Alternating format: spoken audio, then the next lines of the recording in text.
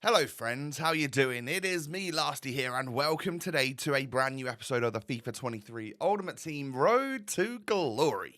Episode number 63, and it's Monday, aka the day that England take on the first game of the World Cup.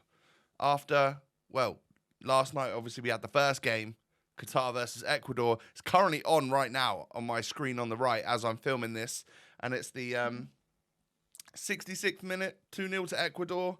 I reckon my prediction is that it's going to end up 4-0 Ecuador by the end of the game. Let me know if I was right down below in the comments. If you could scroll just up a tiny bit from that and then hit the thumbs up button, that'd be absolutely amazing. 3, maybe 4,000 likes would be absolutely insane. So thank you for your awesome support. And don't forget, of course, to subscribe. So, yeah, good luck to England today as they are playing. Hopefully we can get our first win. That would be nice. And this right here, my friends, is my squad that I am going to play my first bunch of weekend league games with. So, yeah, I know. I got back from my trip to Exeter quite late on Saturday night. So I was tired and stuff. It was a 5-hour drive, obviously. So it was not until Sunday where I got cracking on the weekend league. Oh, I need to do a mini shout out. Hello to Will and Adam, Exeter fans that I met after the game. Nice guys. Had a good little chat on our walk back to the car. So, yeah. Hello, Will and Adam. It was nice to meet you guys. And we came back to Squad Battles rewards and then 20 games a weekend league, obviously. I'm going to get 10 of those played today. I got Gold 2 in Squad Battles, which I'd completely forgotten about, to be honest. So I must have done it from... Well, I was doing a World Cup swaps objectives, wasn't I? So I got quite a lot of games played, no doubt, actually. We see lights in this pack right here. Is it going to be anything good? It's going to be a Ziyech. Only an 83, but what can you really expect from Gold 2 from Squad Battles? It didn't take much to get there, and we didn't really get much from it. But no big deal. You know, there's just some players there to add to the club. I'll use them in SBCs, no doubt, and we'll find a home for all of those players eventually. Yeah, still 2-0. Still 2-0 to Ecuador. Enner Valencia, the one that's going in at the moment. What a boy.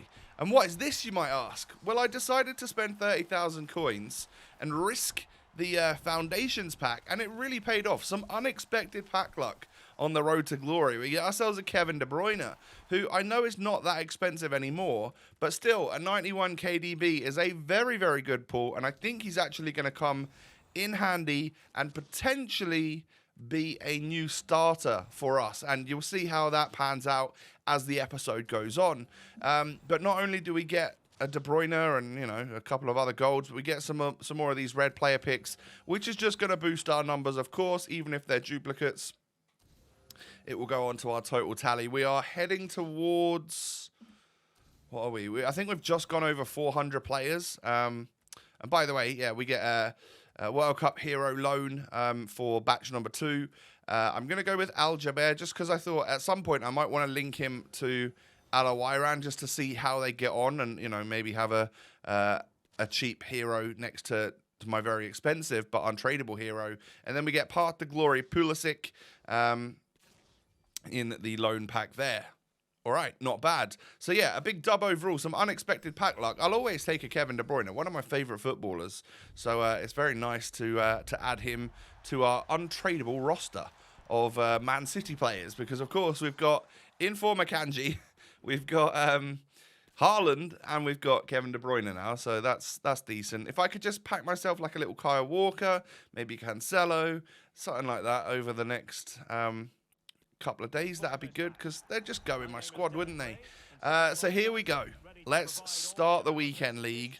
Sunday mid-morning. I did sleep in until about 10:30, so I was nice and refreshed, knowing that I hadn't played FIFA for a few days. It was probably going to be fairly tough, and I get a 1 minute 56. That's FIFA minutes. 156. It's probably about 12 seconds in real life. I get a rage quit. We just play the ball through. Freddie Ljungberg gets a goal on his debut. And one shot, one win. If I could just keep up with that, we'll be done in like 20 minutes. But yeah, you know, fortunately for me, we get a very fast rage quit, a very fast intro and win into our weekend league. And then the next game, well, he has a fairly nice team. Harry Kuehl was this guy's World Cup hero. Very nice too, of course. And Ljungberg goes ahead and gets the second goal for the RTG. Impressed by him so far with the changes to like the accelerate system for players that were explosive and controlled. He actually now feels like a very fast little player, and is, I think, particularly usable. And considering we got him in our 84x20, I'm absolutely trying my best to keep him in the squad for a bit. And once we go 2-0 up, I think Liao scored. He ends up quitting as well. So at the moment, we just need to keep scoring. You know, 1-0 rage quit, 2-0 rage quit. Is this going to be a 3-0 rage quit? Well, it's looking unlikely because that's a very solid team. This guy's spent some of his World Cup tokens on, is it Danilo Pereira, the Portuguese midfielder from PSG, who, of course, could get a perfect link of chemistry with Renato Sanchez. But he scores with Ribery after like a minute, and then I score with Al Iran after like 3 minutes. Great stuff. And then, yeah, my Saudi fella just keeps on running through. So much pace on this guy. And eventually, I'm going to realize this weekend that maybe striker isn't the ideal position for him in the 4-2-2. Maybe the wide cam is the position for him, because then we can just knock the ball out wide. He can sprint down the wing past basically anyone, even Kyle Walker, and then cut that ball across and we can get more goals. So I think I kind of realized that a little bit later on during my weekend league, but he is my striker for today's video. So we go 3-0. Really good start. You know, it didn't take long. Got rage quits and stuff. And then we come up against a guy that's got a red World Cup Ronaldo, which I imagine is easier to pack than regular Ronaldo. Having said that, it's easy to buy him now. He's like 150k, I think. Particularly cheap for the Portuguese nowadays. Since, I guess, the changes to the meta, I would imagine Ronaldo's still very good on this game. I struggled against him, I'll be real. But this was a very good player. I may have got an equaliser, but I don't know if I really deserve to. And in all honesty, I was kind of getting done by someone that was really passive, but very possession-based. I was trying my utmost to outdo him in possession, and I still came up short. And then, to be honest, his quality just sort of like shone through. You could say that maybe that goal was a little bit unlucky, but at that point, it's literally 4-1. So I'm already way down in this game. We get a goal back with red. Timo Werner, the burner. Obviously, he's gone absolutely nowhere. He's not been put into an SBC. And since the patch, I imagine Werner's probably a lot more usable now. And he was good anyway. But yeah, we get beaten 5-2 in game number 4. And it was a pretty, yeah, just a demoralizing one. Excuse me. But we can live with that because, you know what, we got 3 very early wins. And there's no doubt that we're going to get through quite a lot of games in quite a fast period of time, or quite a short period of time, should I say. And actually, the next guy I come up against, I would say is actually really similar to the guy we just played.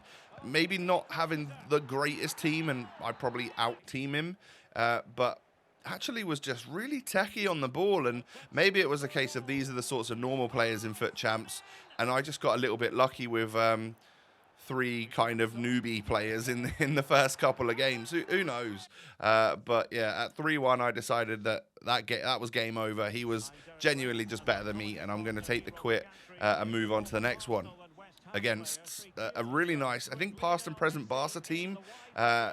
Lovely squad, to be fair. Had like that nice Frankie de Jong card. Had a Messi, had that Ansu Fati and stuff. Just genuinely a nice team. I do go 1-0 up. I got a little bit lucky getting that goal. And then we end up going 2-0 up. Is he going to quit 11 minutes in? Yes, he is. So we've played for about, I don't know, 15, 20 minutes so far of real time. And got 4 wins, played 5 games. Kind of solid. Sorry, how many games we played? Hello? I've got 4 wins and 2 losses. Played 6 games already.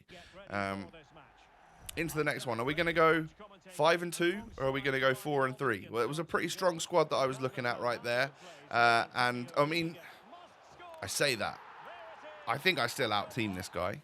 You know, he had some all right players, but you don't often see John Barnes and Ivan Toney, players like that in people's squads, really. So to be honest, he did well with what he had. And they did outplay me easily. So 3-0 down, 37 minutes. I was like, how is this guy getting through me? What is he playing? 4-2-3-1. I'm seeing a an increase in people playing 4-2-3-1 since the patch. So I would imagine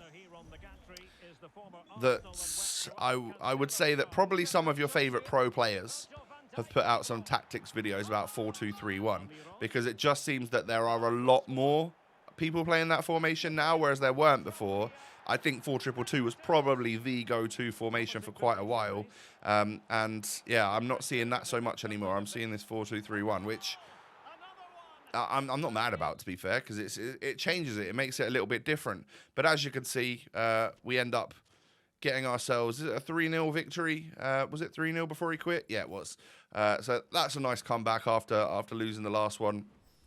And we're up to, what are we up to? 5 wins and 3 losses. So at this point, I realized Miggy Almiron wasn't doing it for me, and that I could put Kevin De Bruyne in the starting 11. And I don't necessarily want him as the wide cam, but I was thinking De Bruyne instead of Perisic when I bought Perisic for that secondary CDM role. So I'm going to play him there, whack an anchor on him, I believe, so that he's a little bit quicker and just a little bit more defensively minded. And then I'll change from a shadow to an engine for Perisic, make him a little bit more techie on the ball, a little bit quicker, and I'm going to play him as that wide cam. So he's a very versatile card, of course, isn't he? When you look at his stats, he can play like genuinely anywhere on the pitch, probably apart from like centre back. So I've done that. I've made that little switch just because for some reason Almiron just didn't seem quick at all. I might change his chem style and see if I've done something wrong, but yeah, I wasn't pulling away from players with Almiron, whereas I am with like Ljungberg. And when you look at them, like I think Almiron's faster than Ljungberg, so I don't know what's going on there. So I'll figure it out eventually. But for now, he's dropped. And my pack-pulled KDB is the one joining the forces to help us against Ashburton Grove. But I went 2-0 down. And I made it to 2-2. But, yeah, I mean, to be fair to him, he played well second half.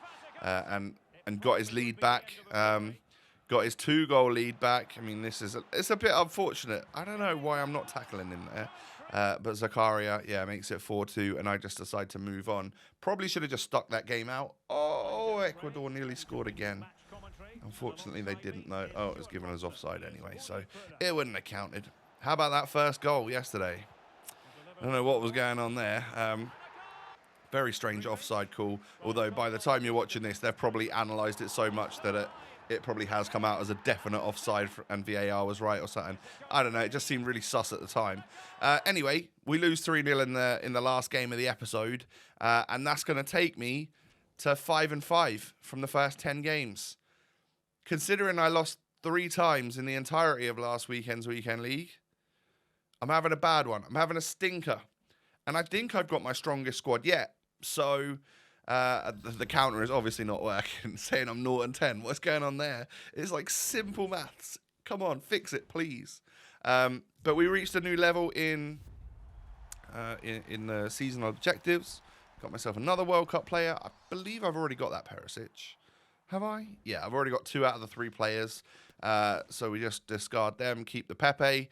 And then, well, I think that as Perisic is great.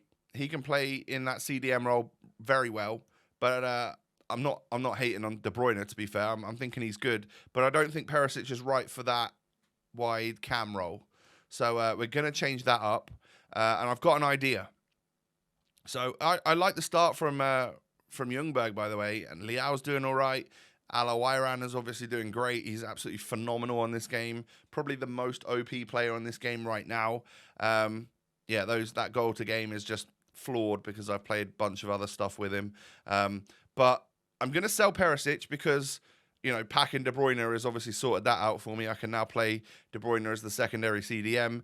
Even if Perisic has got better stats, I just think they're very, very similar players on this game. Like fairly tall, 4-star, 5-star, and they'll do the job quite well. And then because of Alawairan's versatility in positions on this game, he could play striker, cam, right mid, or right wing, I think. But if I just put Rashford in here, I can play Alawiran in the cam role, and there's the Prem player that we needed. So we've got another wide cam in Rashford, who I believe after the patch is a new level of good. So I'm looking forward to trying him, and we'll give him a go in the final 10 games for tomorrow. So I think this squad now looks infinitely stronger, and hopefully it can get me 6 more wins so we can get 11 wins for our awards tomorrow.